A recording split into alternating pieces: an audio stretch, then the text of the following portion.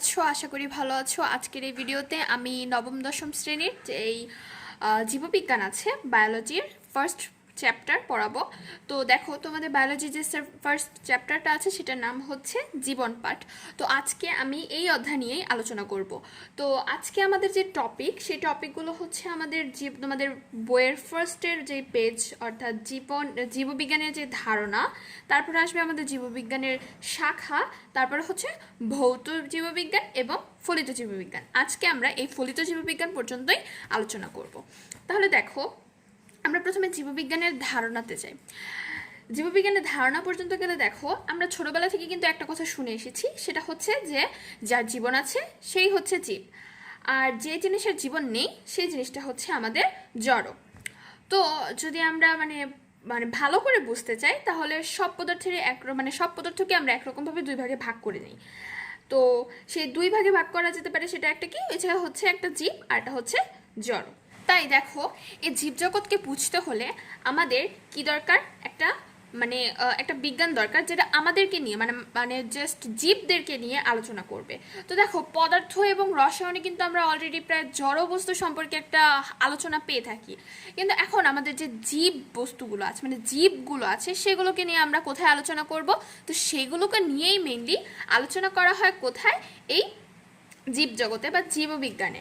তো জীবজগৎকে বুঝতে হলে ভৌত বিজ্ঞান, পদার্থবিজ্ঞান এবং রসায়ন জানাটাও জরুরি। কেননা দেখো, তোমাদের এই জীববিজ্ঞানটা সবগুলোর সাথেই কিন্তু রিলেটেড, পদার্থবিজ্ঞানের সাথেও রিলেটেড, তারপরে হচ্ছে তোমার রসায়নের সাথেও রিলেটেড।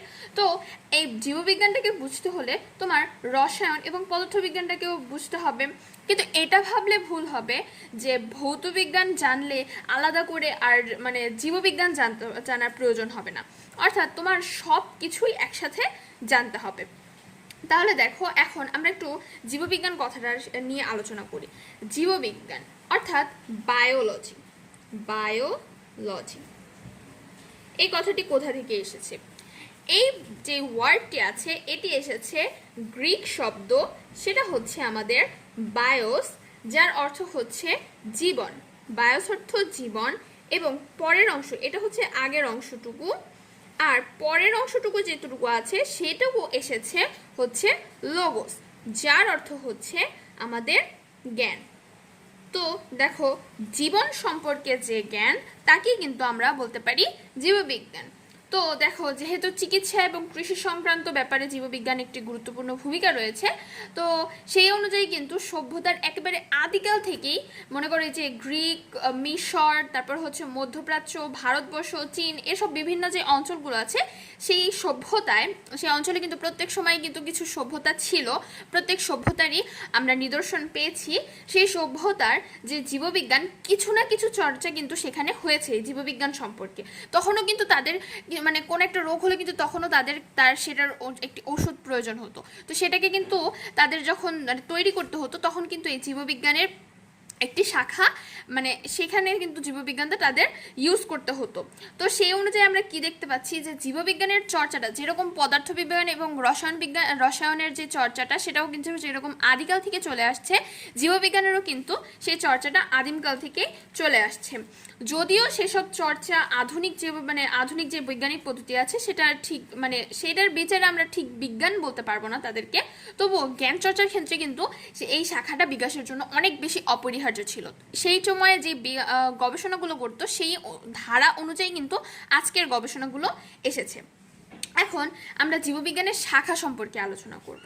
তো দেখো, আমরা যদি চারদিকে তাকাই, জীবগুলোর দিকে যদি তাকাই, তাহলে কিন্তু আমরা অলরেডি দুটো জিনিস দেখতে পারি। সেটা কি? একটা হচ্ছে প্রাণী বিজ্ঞান আর একটা হচ্ছে উদ্ভিদ বিজ্ঞান। উদ্ভিদ জীব, ঠিক আছে, কিন্তু উদ্ভিদ কিন্তু প্রাণীদের থেকে একটু আলাদা। তো এখান থেকে আমরা কি কি পাই, যে প্রাণী বিজ্ঞান এবং আরেকটা হচ্ছে উদ্ভিদ বিজ্ঞান। তো মেইনলি এই জিনিসটা এরকম হয় যে মানে আগে থেকেই এই দুটো শাখা নিয়েই মেইনলি কাজ করে আসছে, মানে জীববিজ্ঞানকে এই দুটো শাখার মধ্যে ভাগ করে। কিন্তু এখন জীববিজ্ঞান মানে জীবের যেই বিস্তার, সেটি এতটাই প্রশস্ত, মানে মানুষ বের করেছে, এতটাই প্রশস্ত হয়ে গেছে যে তার জন্য কিন্তু জাস্ট এই দুটো শাখা দিয়ে কাজ করা সম্ভব হচ্ছে না। তাই এই দুটো শাখার সাথে আরও অনেকগুলো শাখা ব্যবহার করা হয়। তো এবং এই দুটো শাখারই শাখা আছে ঠিক আছে, কিন্তু এগুলোর মধ্যেও আরও কিছু শাখা রয়েছে। তো সেই শাখাগুলোকে ইউজ করে আবার এগুলো মানে এই শাখাগুলোকে আবার মডিফাই করা হয়, এরকম টাইপের বোঝায়। তো দেখো আমরা আরও দুটো শাখার সম্পর্কে জানবো, সেটা হচ্ছে আমাদের ভৌত বিজ্ঞান এবং আরেকটা হচ্ছে ফলিত বিজ্ঞান।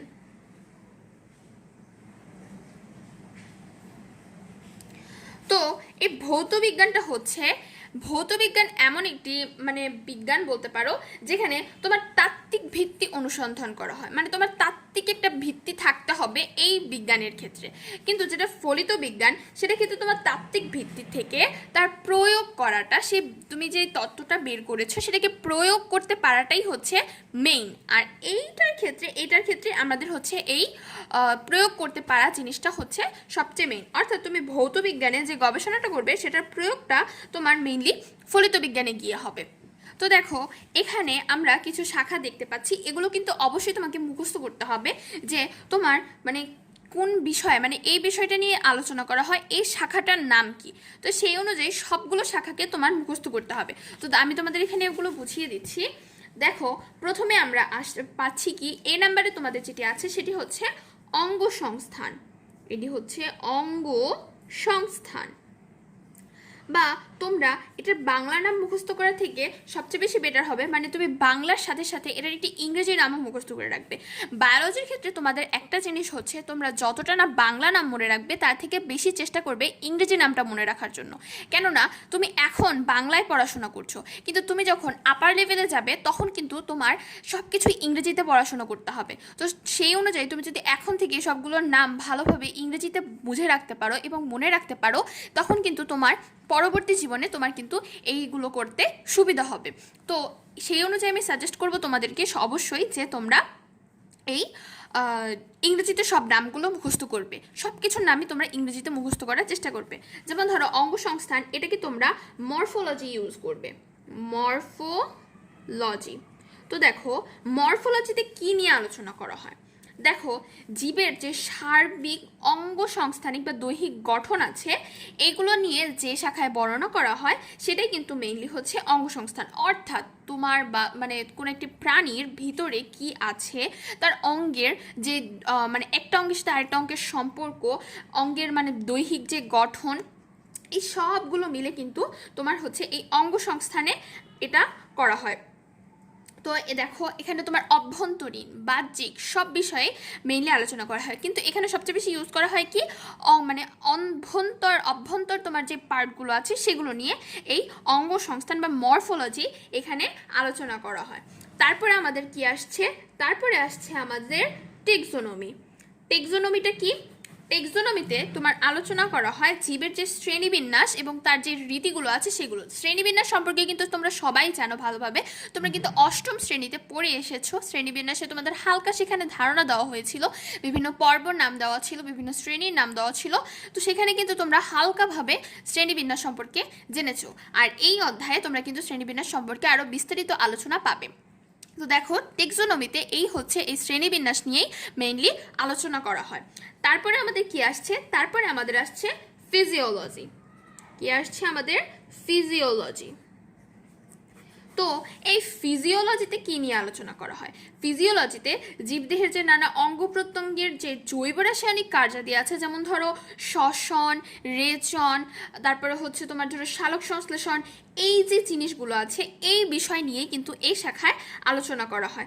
এছাড়া যে আমাদের জীবের ভিতরের যে যাবতীয় শারীরবৃত্তীয় কাজগুলো আছে সেগুলো বিবরণ তুমি এই শাখার মাধ্যমে পাবে। অর্থাৎ আমাদের যে শ্বাস প্রশ্বাস, তারপরে ধরো যে উদ্ভিদের ক্ষেত্রে শ্বসন, তারপরে ধরো রেচন, এরপরে উদ্ভিদের ক্ষেত্রে সালোক সংশ্লেষণ, এগুলোর ক্ষেত্রে কিন্তু এই মানে এগুলো নিয়ে যে আলোচনাটা সেটাই কিন্তু মেইনলি হচ্ছে এই ফিজিওলজিতে। এখানে কিন্তু কোনো উদ্ভিদ আর প্রাণীর মানে ভেদাভেদ নেই। এই যে শাখাটা অর্থাৎ ফলিত বিজ্ঞান এবং ভৌত বিজ্ঞান এবং ফলিত বিজ্ঞান, এখানে কিন্তু পুরো মানে জীবজগৎ নিয়ে আলোচনা করা হয়, জীববিজ্ঞান নিয়ে আলোচনা করা হয়, অর্থাৎ উদ্ভিদেরও এবং প্রাণীরও। তারপরে আসছে আমাদের কি, হিস্টোলজি। কি আসছে আমাদের, হিস্টোলজি। হিস্টোলজিতে আমাদের কী নিয়ে আলোচনা করা হয়? দেখো, জীবদেহের টিস্যু যেগুলো আছে, টিস্যু জানো যে অনেকগুলো কোষ মিলিতভাবে যদি একটা কাজ সম্পন্ন করে সেটাকেই কিন্তু মেইনলি টিস্যু বলা হয়। তো দেখো, এই টিস্যু সমূহ দেহের ভিতরে যে টিস্যুর যে গঠন, তাদের যে বিন্যাস এবং তাদের যে কার্যাবলী, অর্থাৎ হিস্টোলজিতে জাস্ট তোমার টিস্যু নিয়ে আলোচনা করা হবে। তোমার দেহের কোন জায়গায় কোন টিস্যুটা কোন কাজে নিয়োজিত আছে, কিভাবে কাজ করছে তারা, এই যে বিবরণগুলো দেওয়া হয় সেগুলোই মেনলি হচ্ছে তোমার হিস্টোলজিতে দেওয়া হয়। হিস্টোলজির পরে আমরা কি পাচ্ছি? এমব্রায়োলজি। কি পাচ্ছি আমরা? এমব্রায়োলজি। এমব্রায়োলজিতে আমাদের কী নিয়ে আলোচনা করা হয়? দেখো, এমব্রায়োলজিতে আলোচনা করা হয় যে জনন কোষ সম্পর্কে, জনন কোষের উৎপত্তি, তাদের নিষিক্ত, তারপর জাইগোট থেকে ভ্রূণ যে তৈরি হচ্ছে সেই সম্পর্কে, তাদের গঠন, পরিস্ফুটন, বিকাশ। এই যে মানে ধরো তোমার যে ভ্রূণ থেকে যা হয়, ভ্রূণ সম্পর্কিত যত আলোচনা আছে সব তুমি এই যে এমব্রায়োলজির মধ্যে পেয়ে থাকবে। অর্থাৎ এমব্রায়োলজির শাখাটি জাস্ট তোমার ভ্রূণ নিয়ে আলোচনা করবে, অর্থাৎ হচ্ছে জীবের যে প্রথম অবস্থা, অর্থাৎ জীবের যে প্রাথমিক অবস্থা, মানে যেই ভ্রূণটা তৈরি হয় সেইখান থেকেই তোমার এই যে মানে যেটা সম্পর্কে যত আলোচনা সব এই এমব্রায়োলজিতে করা হয়ে থাকে। তারপরে এমব্রায়োলজির পরে আমাদের যেটা আসে সেটা হচ্ছে সাইটোলজি। সাইটোলজিতে কী নিয়ে আলোচনা করা হয়? দেখো, সাইটোলজিতে তোমার দেহের ভিতরে যে কোষ আছে, কোষের গঠন, তাদের কার্যাবলী, তাদের বিভাজন, এইসব নিয়ে আলোচনা করা হয়। অর্থাৎ এখানে জাস্ট কোষ নিয়ে আলোচনা করা হবে।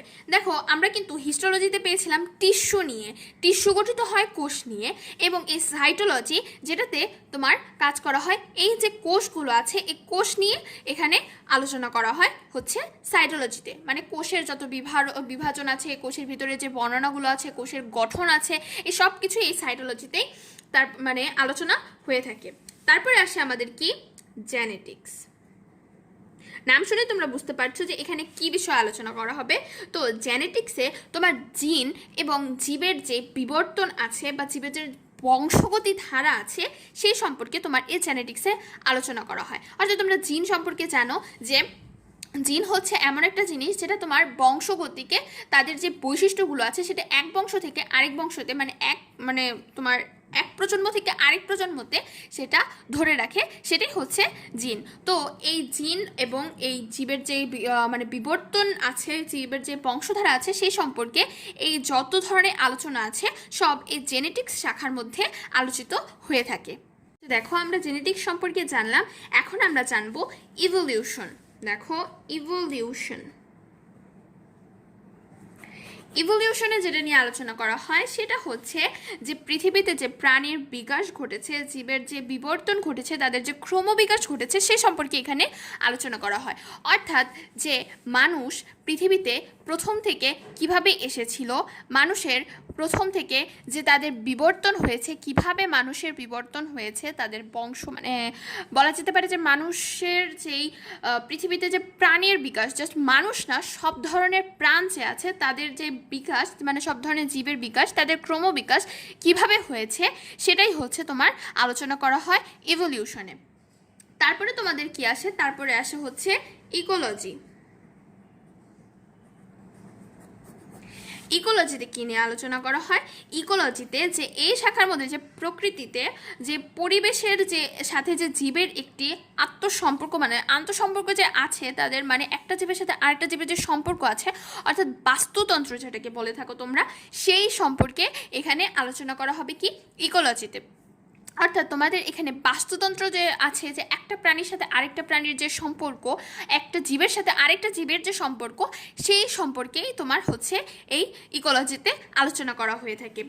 তারপরে কি আসছে? তারপরে আসছে আমাদের অ্যান্ড্রোক্রাইনোলজি। কি আসছে আমাদের? অ্যান্ড্রোক্রাইনোলজি।